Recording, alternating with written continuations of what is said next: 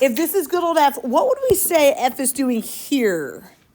F is increasing. You guys are so good. What would be our reason in terms of calculus? F prime is positive. Yeah. Okay. What would you say my function is doing here? Decreasing. Why is it decreasing in calculus terms? F prime is negative. My slopes are all negative. Love it. Then what's my graph doing over here? It's increasing because my F primes are perfect. They're positive. Love it. What would you say? You said my F prime was positive here. What's my F prime here? Yeah. Okay, what's my F prime down here? Good. So when AP says, hey, when is a function increasing or decreasing? We've got to go find these things, which are called critical points. Ooh, what if my function looked like this instead? Hold on. Wee, and then it went kush, kush. Let me make that a little fatter so you can actually see what I was doing. Wee, kush, kush.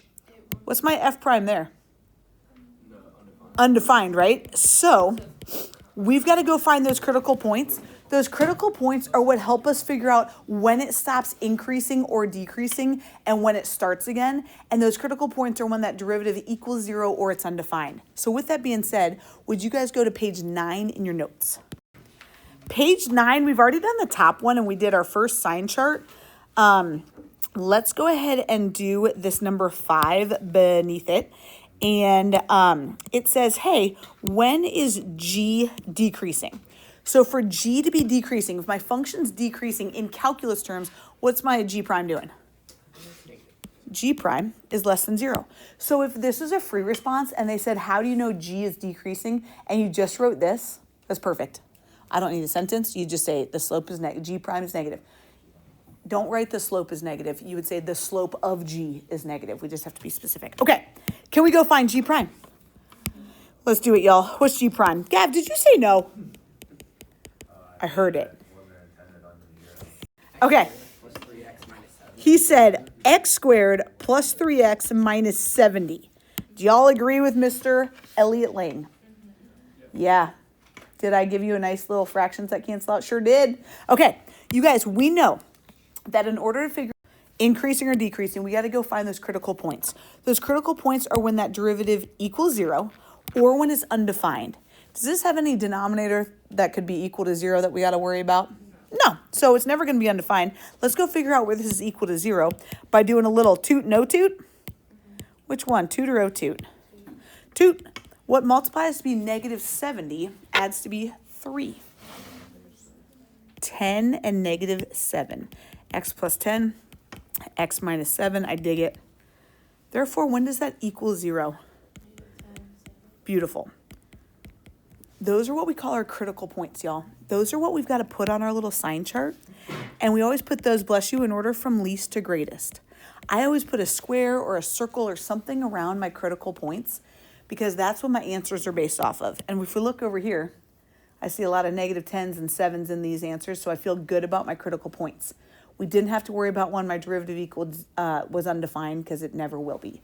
Okay, H, give me a number less than negative 10. Negative 11 works for me. In between negative 11 and 7. Perfect. Nice and easy. Bigger than 7? Great. Could she have said 800? She sure could have. Okay, you guys. Here's what we got to do. Those are x coordinates. I say, all right, those are x's. I'm going to plug those into my derivative. And in this case, that happens to be a g prime. And then whatever my g prime is doing, that's going to let me know the shape of my function. Okay. We got to go plug in h said a negative 11. You guys, you want to plug that in to the factored form of your derivative. It's going to make your life so much easier because I don't care what the value is. I just want to know, is it positive or negative?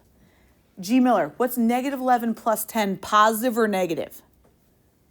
Great. What is negative 11 minus 7, positive or negative? What's negative times negative? So then G, if my G prime is positive, my function is going to be going up. Yeah? Could Gavin have plugged in negative 11 up here and also figured out that the value is positive? Yeah, but without a calculator, it'd probably be hard. Let's go plug in a 0. What if I plug in 0 into this derivative that's already factored? What do you think that's going to get me? Say it again. Yeah, because I'd get a positive times a negative is a negative. And that means that my function would be going down. And finally, if I plug 8 into my factor derivative, 8 plus 10 and 8 minus 7 are both positive. So if my derivative is positive, the function's got to be going up. You guys, do you agree a cubed function looks like this? And what we just found out is it's actually going to look like this. Woo, woo, whoop. It definitely follows that cubic pattern. And they're asking, where is g decreasing? G is decreasing when that g prime is negative. From what x to what x? Negative 10 to 7. You got it. And that's why I put these in boxes, because my answer is going to be based off of those, not my negative 11, my 0, or my 8. Okay, you guys, on this one, that was 2013. We can do this. Let's go back to 2003. They said, hey, here's this function f prime. Where is f decreasing? You guys, if they want to know when f is decreasing, what do I know about f prime? F prime is negative. You guys, do we have to find f prime? No, they gave it to us. Okay. So you guys, we got to go find those critical points. Those critical points are when f prime equals 0 and, or, I should write or f prime is undefined. And I'm writing this out this time because we didn't really have to worry about undefined last time. Do you think we're going to have to worry about undefined this time? When would my f prime be undefined? That's when the denominator would be 0. If x is 0, we got a problem, right? My derivative is not going to exist. So I'm going to say critical point of x equals 0 because f prime would be undefined. Would you need to put any of this other than x is 0? No, but these are just our notes, so I'm just kind of adding in like why that would be on my sign chart. X is 0, boom, we're going to put that on our sign chart. We also have to go figure out when f prime equals 0. So we got to see, when does x squared minus 2 over x equal 0? How do we want to solve that one?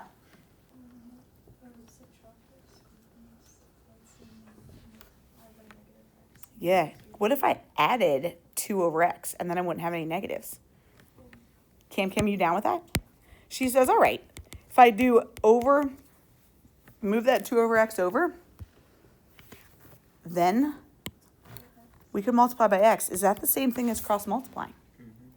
It's the exact same thing. She says multiply by x. If I were to cross multiply, I'd get x cubed equals 2. Cam, when I multiply by x, psh, guess what? X times x squared is x cubed. That equals 2. Same diff. Final answer, what would be my other critical point?